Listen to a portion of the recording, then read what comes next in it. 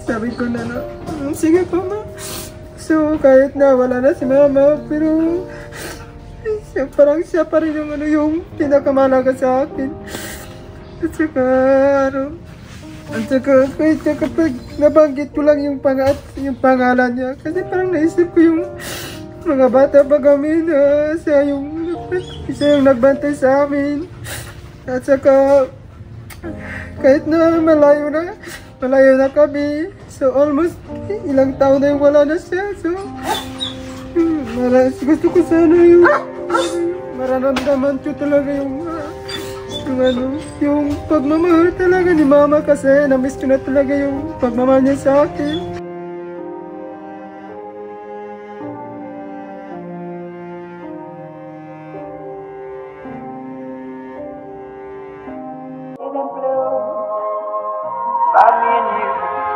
And I think to myself,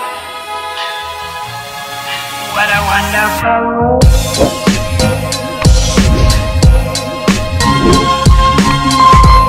Ganda ng buhok mo dyan, Day. Parang dinilaan ng baka. Cardo Dalisay. Ha? Parang si Cardo. Cardo Versoso. Dalisay.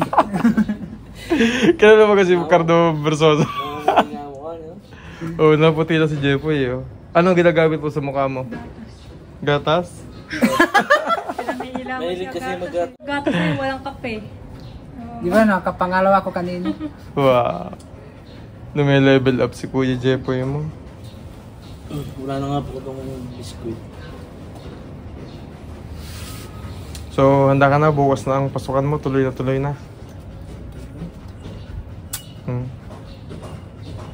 Anong oras pasok mo bukas? 7:30 pala nakita ko ngayon.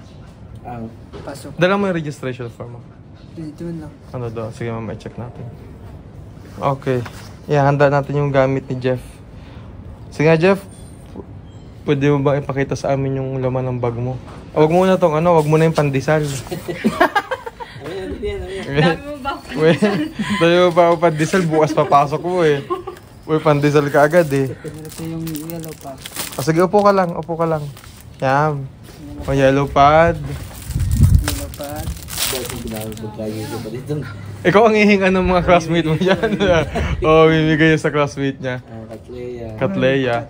Sa isang katleya naman kasi, madami kang subject na ilalagay dyan. Kasi per, ano yan? Per ganito. Yan. Hindi ko magaya. Ganyan. Per ganyan. Per piece. Ilang piraso naman yun, madami din naman siya eh. At saka Ilan ba yung katleya mo? Ay, wow. Pakita mo nga yung design. Ng katleya mo. Paka. Ang ganda lang design, oh. Tingnan mo kaya, tingnan ako. Tingnan ako. Tingnan mo na walang... No, bro. Oh, sexy niya, no? Ano ka, nagalaw yung camera natin. Nagalaw yung upuan. Ay, upuan, oh. May dami pa rin ako. Sige, ganyan ka. Smile. O, ngiti ka. Daming Oo.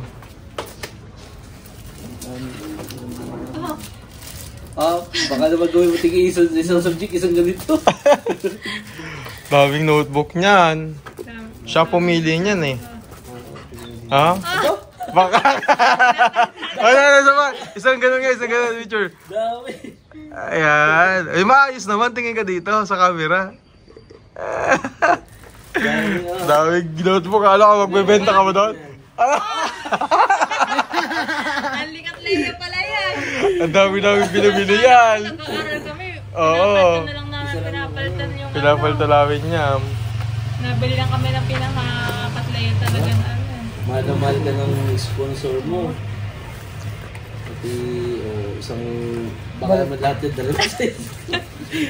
Ano naman nun? Pakita mo yung naman nun. Ano yun? Goalpin. Anong goalpin? Ano goalpin? Goalpin. Ha? Dolphin. Dolphin. Ilan lang, daming ballpen yan. Baka na ibenta mo sa school. Oh. Pag ikaw pa naman, hindi mo lahat dadalhin yan ha. Magdala ka lang at least 2. Kasi kami mamaya. manghihingi, tapos kawawa naman. Wow, bibigyan mo. O, pwede rin. Mura lang naman yan eh. Ala! Check.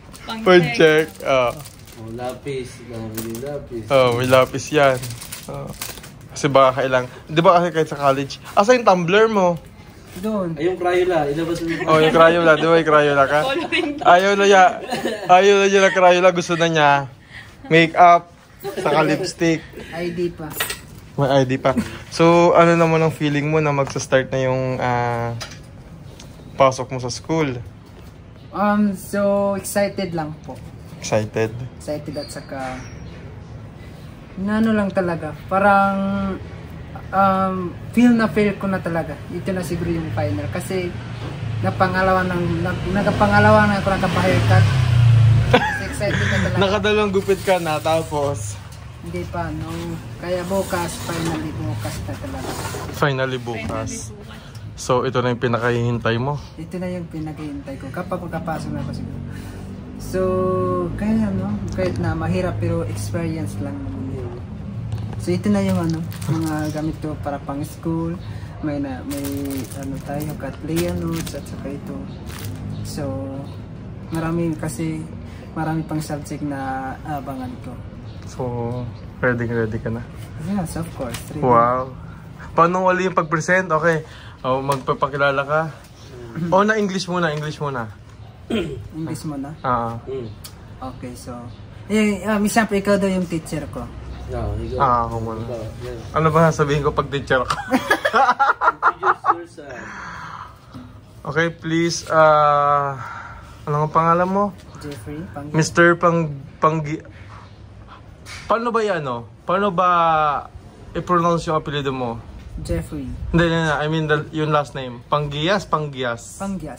So, Mr. Panggias, Yes, po. please introduce yourself. And okay, so Ay, tumayo. Wait lang. Puto yung ulo mo. Okay. Oh, pwede na. Ay, matulog na. dito lang ako. Okay, lang. Okay, so good morning everyone, and especially to Ma'am Binibini. Ano mong binili? Okay, Ma'am Jeff, Sir Jeff, or Ma'am. My name is Jeffrey Panggias, 19 years old. I currently live in Pasita, Laguna. San Pedro, Laguna. Yun lang. How old are you? 19. 19. Galit ka ba? 19 years old. So, what are your hobbies? Jolly. No. What are your hobbies? Hobbies? My hobbies are playing basketball, like running. guitar, like drum, like basketball. My hobbies are playing guitar, singing, dancing, and modeling. And all talents. All talents. Okay. Sa Tagalog naman, Tagalog. Okay, so magandang araw po kapag ako mag-aral. Lalo na po kay Binibining Panggias. Ako po si Jeffrey Panggias. Yung talaga binibili ko talaga nila, Binibining Panggias. Ako po si Jeffrey Panggias, 19 na taong gulang. Okay. Ipinanganak nung 18, nung 18 Ano? 18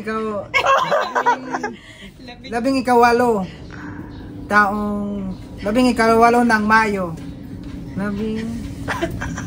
Naomi ka? Nung ika? Naomi ka? Nung ika-18? Nung ika-18 ng Mayo. 2000. Anong buwan? Mayo. Ulit.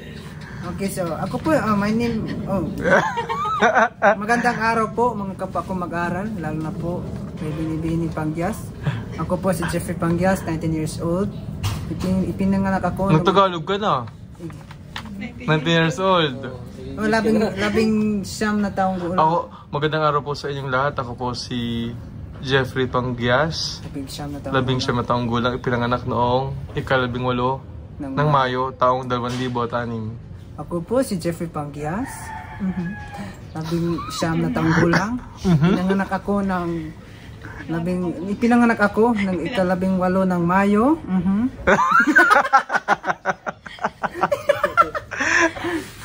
taong 2006.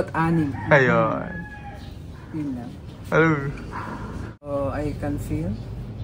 So, I'm so happy and excited to coming class for first day Wow, English. for August 14. So, actually, ito na talaga. Hindi, panindigan mo yung pag-English mo. Diretso mo, English ka. Taglish! Taglish, o sige. Taglish lang naman. So matagal mo na inintay ito? Yes po. Noong bang nasa Davao ka, naisip mo ba na makakapag-aral ka ng college? Inisip ko lang yan po. Pero ano po, yung I am not expected pong nandito ako ngayon. So, gusto ko talaga yung makapag-aral ako, but kasi wala tayong money, tapos wala tayong budget, lalo na ngayon sa mahirap kami din sa Davao. Kaya salamat sa Diyos na may darating na tumulong sa akin. So, yung isip ko lang talaga yung mga kapatid ko po yung pag-aralin ko. Pagkatapos ka muna. Tapos ko na sila. So anong message mo yun sa family mo, especially kay tatay mo muna na ngayon ay makakapag-aral ka na ng college? Okay po, siguro po si tatay. So nung isang araw lang tumawag si tatay sa akin, lalo na yung magkapatid, tinawag ako. Tumawag siya sa akin, sabi niya parang na-miss din ako nila kasi yung uncle ko din sabi niya na, Jeff, mag-aral ka na mabuti, tapos payo ko lang sa'yo na wag kang magpasaway doon sa kanila, tapos yung nila dapat sundin mo lang. So yan ang payo. Pero sabi ko lang sa kanya sabi ko lang po sa kanya na tayo, wag po kayo mag-alala, at saka dito na ako ngayon, so bukas makapasok na ako bukas, at saka ayusin ko po itong pag-aral ko. So hindi naman po ito para lang ito sa future ko, kundi para po sa inyo tayo, para sa future natin, is it family. Message ko po kay mama na wag ka mag-alala, ito na.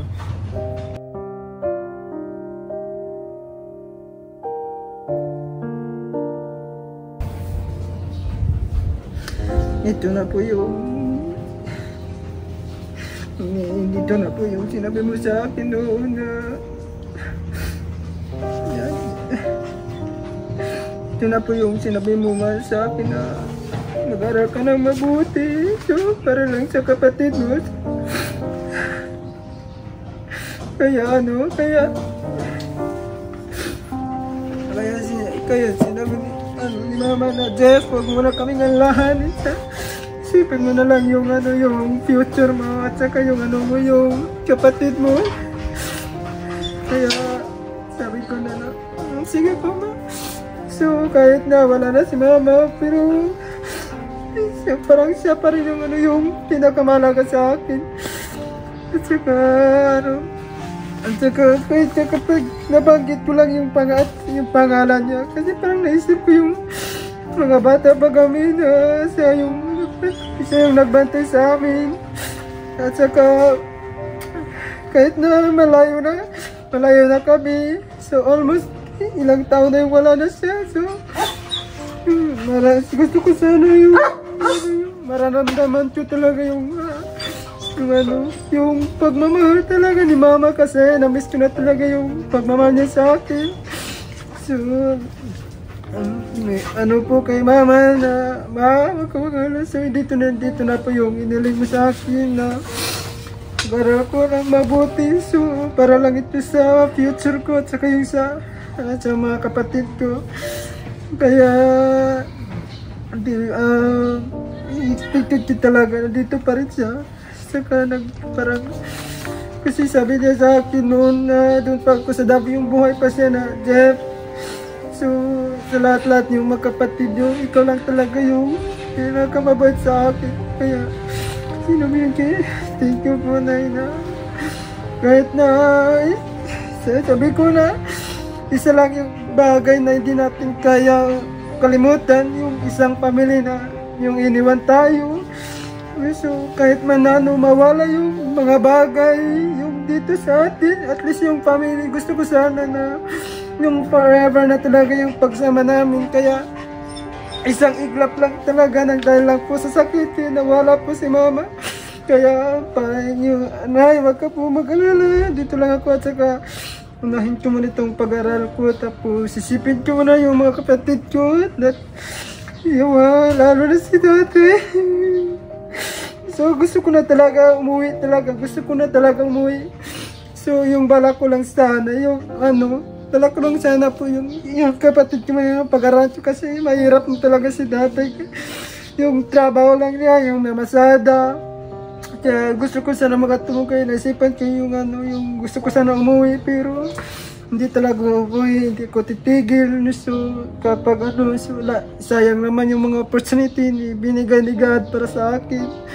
So, kaya ako po mag-alala na. So, ito po yung mga sabi ko po sa inyo na pagbutihan itong pag-aral ko.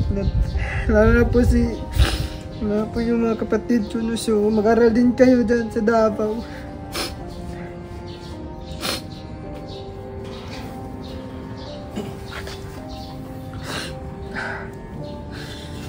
Nayak ako tuloy. Okay lang yan. Artist, diba? Gawin mo na lang din inspiration si mama mo, ano? Sigurado namang masaya siya kung nasa siya man siya ngayon. So, siya talaga yung po. Siya yung pinakamahalaga sa akin. Siya yung kahit na yung may time din na pinapagalitan kami, pero yung nanay namin yung siya yung nagtanggol sa amin kung ano yung mangyari. So nalala ko lang tulad ng parang isang manok na kapag mawala yung anak niya, yung di ba yung manok, yung nanay niya maghanap ng parang paano niya makuha yung kanyang anak. So ganyan din talaga ang buhay ng mama, yung mga mama. So kahit malayo yung anak niya, so hindi yan tumigil. So alam mo po tito, ngayon lang ako ngayon lang ako, hindi binabawalan ako nanay ko nga doon ako makatulog sa ibang bahay, binabawalan ako yung pumunta sa ibang lugar. So sobrang higpit talaga si mama sa akin. So ganyan talaga kamahal yung mga mama. Naiyak tuloy si Jeff. Sigurado namang masaya na si mama mo kung nasan siya sa ngayon, Adi, gawin mo na lang inspirasyon din si mama mo at syempre mga kapatid mo. Kaya mo yan, diba? Tiis-tiis lang ng kaunti. Mabilis lang naman ang 4 na taon. Mabilis lang ang 4 na taon. Para naman sa kanila. Hindi ko alam kung ano sabihin ko eh. Grabe kasi iyak mo eh. Kasi kapag masabi lang yung parang bumalik yung isip ko sa kanila. Kaya lang, tawa na lang, tapos ganyan talaga. So happy na lang. Yan po yung rason din kung bakit kami ay sa mga vlog namin palagi din kaming masaya. Diba? Kaya yung mga nag-aano dyan na bakit daw kami nagagaganon, tingnan nyo naman, kasi pag hindi, ganyan po si Jeffrey, malungkot, diba? So kailangan naman natin maging masaya. Ma-stress na. Yan talaga yung nangyari sa mama ko. So same kami ng mama ko, yung parang ugali niya, kasi kapag may problems kami, hindi kami magsasalita. Hindi kami talaga magsasalita. Tahimik lang. O ngayon, babaguhin mo. Pag may problema ka ngayon dito, lalo sa academics mo, sabihin mo sa amin kasi kami lang naman ang makakatulong din sa'yo dito at kami naman ang kasama mo. Nandiyan yan si Brad TV, si Kuya Bon mo, si Ate Mariby, si Tito Unyo, diba? Si Inay, ako. Tapos dadating pang yung Beshi, mahali mo, dumating ang Beshi mo next year. Si natawa na si Yoyoy. At least may kasama ka na. May kasama ka na. Strong lang. Oo. Yeah, so lang talaga. So happy lang po. Normal yan. Normal na ma-feel mo yung malungkot ka kasi syempre namimiss mo si mama mo. Diba? Pero wag mo nang masyadong kumbaga isipin at wag ka nang masyadong malungkot kasi kapag nalungkot ka at nakikita ka niyang malungkot, magiging malungkot din yun. O kailangan maging masaya ka. At alam naman ni mama mo na strong ka. Kaya naman. Kaya lang yan. So, para lang sa future lang po. Malay mo, pagka nakatapos ka, syempre, ikaw naman yung tutulong sa mga kapatid mo. Para sila naman yung makapag-aral. Diba? Malay mo naman, si Yoyoy pala ang makakatulog mo sa buhay. De, joke lang. Biro lang. Malay mo next year, hindi dito rin pala mga kapatid mo. Hindi natin alam, di ba? Pag samasamahin ka dito. Sino mag-ano, di ba? Sino makakapagsabi, malay mo naman, di ba? Kaya tiis-tiis lang. Sa dami mong notebook na yan, Diyos ko po. Di ba? Masayang masaya ngayon si mama mo kung nasa saan man siya ngayon. Masaya naman siya. Oo. Saka, di ba? Pag-usapan natin ng nakaraan, lahat naman ng mga nangyayari ay may dahilan. Opo, may dahilan talaga. So lahat ng mga bagay, may dahilan talaga. Yung sabi ko, isa lang yung bagay na hindi natin makaya yung mawalan tayo ng pamilya. Oo, lahat naman. Talaga. Kasi kami nakaranas din naman kami, magkasunod pa nga. Kahit na mawala pa yung bagay yung kayamanan mo. Yung sa akin, kahit nawala pa yung sa akin, basta yung family ko, yung stay lang talaga. Fighting, aba. Raban! Raban Jopay! Kaya mo yan. Rico. Mamaya pupuntahan natin yung kahit mamayang hapon. Puntahan natin yung uniform mo. Siguradong ready na yun. Kasi naka 2 weeks na rin ata eh. Naka 2 weeks na. Diba? So bukas na talaga, so 7:30. 7:30. So alis tayo dito kahit mga bago mag 7 para. Subject na ba talaga siya ng 7:30? Wala kasi may mga dito? Meeting. Maganda rin na maaga tayo doon para mahanap natin. Kasi sasamahan ko po si Jeffrey doon bukas. Hanapin yung room. Oo, kaya sabi niya samahan ko doon. Hindi ako po pwede magdamag doon ha. Chaperon. Sasamahan kita daw bukas, hanapin natin yung kasi kailangan din natin maaga bukas kasi baka wala tayong parkingan. Ang magiging natin doon, pupunta tayo ng Robinson, doon tayo magpa-park. Tapos tumingin muna tayo sa kung ano yung ginagawa niya. Diba? Mag-observe ka muna. Observe muna tayo. Oo. Excited na yun, hindi na nga nakatulog yan eh. Ang aga niya nga naligo ngayon eh Hindi na daw siya maliligo bukas. Bukas maligo ako. Pagising ko, maligo na ako. Ako mo na maligo. Nagigising kasi siya 4 AM? Body clock na. Hindi, mababago yan. Kasi alam mo, pag nagsimula na yung pasok, mapapagod ka. Oo, makakaramdam ka ng pagod dyan. Oo, may whole day din. Pero may mga recess ka, may mga break ka na sobrang tagal eh. Nakita ko eh. Parang may 2 hours, 3 hours. Pwede, kung gusto mo umuwi, mag-message ka. Susunduin kita. Doon na ako, mag-upo lang sa school. 3 hours? Hindi pag susunduin kita, malapit lang naman. Para Basa-basa lang mga diary. Diary? Ready na. Handang-handa na po si Jeffrey bukas. At i-update namin kayo mga kababayan sa first day of school ni Jeff. So sana may uniform na para bukas. Ay hindi, sa Lunes pa naman pala. Sa Lunes pa naman ata yung uniform Opo, baka yung bukas, yung magpakilala ka. Oo. Ayan, sige. Magpaalam ka na muna sa ating mga kababayan. Okay po, so maraming salamat po sa pag-follow po, sa pag-subscribe po, sa pagpanood sa vlog namin ni Tito PBONJ. At shoutout po sa lahat ng followers namin sa Mindanao, lalo na po dun sa Davao, at saka yung sa family ko. At saka lalo na po kasi sponsor ko, si Tita Divio Bata, at saka si Tita Jasmine. Sa Tita Jasmine, nagamit ko na po talaga yung laptop mo. Si Daddy Paul, yung lahat ng mga Pugong Biyahero. So maraming salamat po sa pag-support, sa pag-subscribe po sa mga Pugong Biyahero team, lalo na si Piki Bombay, si Kuya Peter, si Madam Yula, at saka si Brad TV, so si Kuya Brad TV, at saka si Mami PB, Tito Hearns, at saka si yung Tris Marias po, Nanay Nita po.